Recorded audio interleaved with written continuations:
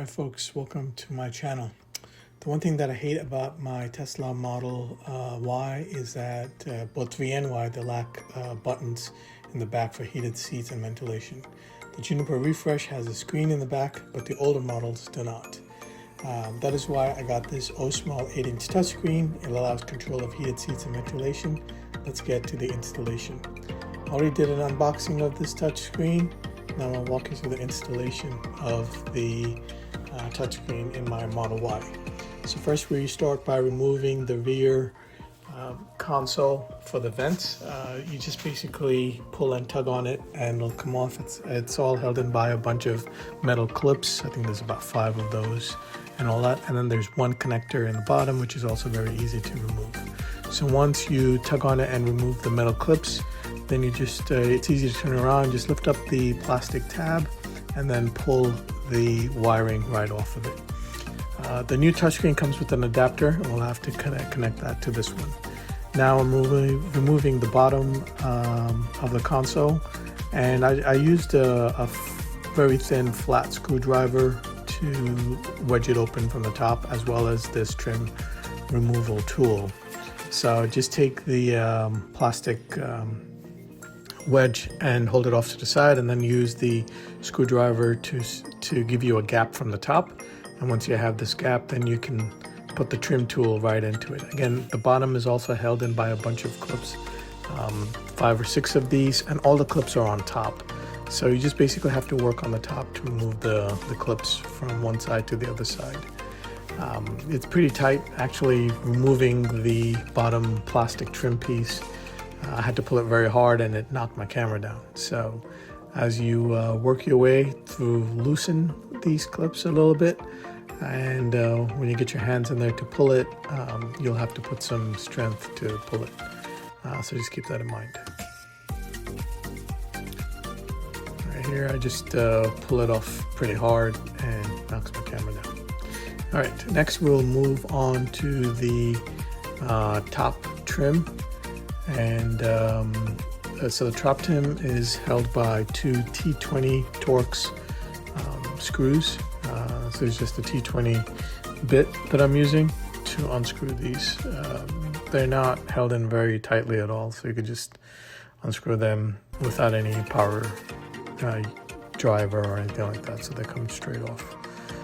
So fairly easy to remove these screws. You just need a T20 bit.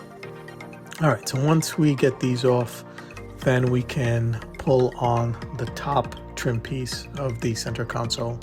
And the top trim piece is pulled directly horizontally towards the back of the car. So just get your hands, I guess, from the top sides, and then you'd be able to pull them off after you get these screws off. So I sort of did this already. I pulled off the top, and then I had some issues with the bottom one. It's held in a lot tighter on the other side.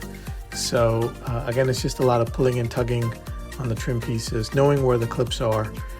And yeah, you just have to pull this. All of this looks like it's top though, but you basically pull it directly horizontally towards the back of the car. And that should be good to get that off. So once we get this plastic piece off, then we can start with the wiring.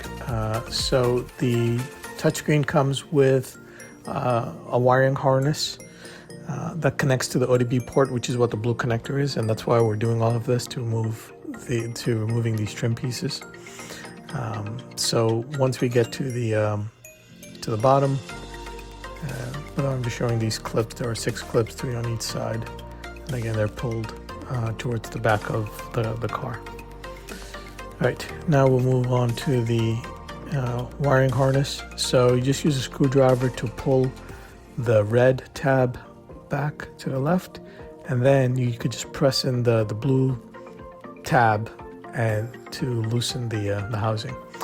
Now the left part, you have to push that back into the body for it to fit. There's not much room, because if you look at the wiring harness that we get from the screen, it's quite big, it's quite thick, it actually takes up a lot of space. So once you secure this and making sure that the blue tab goes back on, the red tab goes back onto the connector, you want to push this cable into the body as much as possible. It is kind of bulky, even though it's kind of sticking out, but once you put the cover back on, it'll go in. Now I ran the wiring up through the side of the air vent and then up on top. I put this back connector in because there's room here, so you could just close this back up, and then you could put the screws back on. So we're done with this top trim piece. We don't have to worry about it. But the bottom one is a little complicated because after you put the screws in and then you want to put the bottom trim piece back in, there's not much room, so you have to push the wire looms into the car as much as possible so that the bottom trim piece gets secured into its into the little slots for the metal clip. Even though I pushed it in as much as possible, there was a little opening of mine for the top trim piece, at the top of the bottom trim piece, sorry.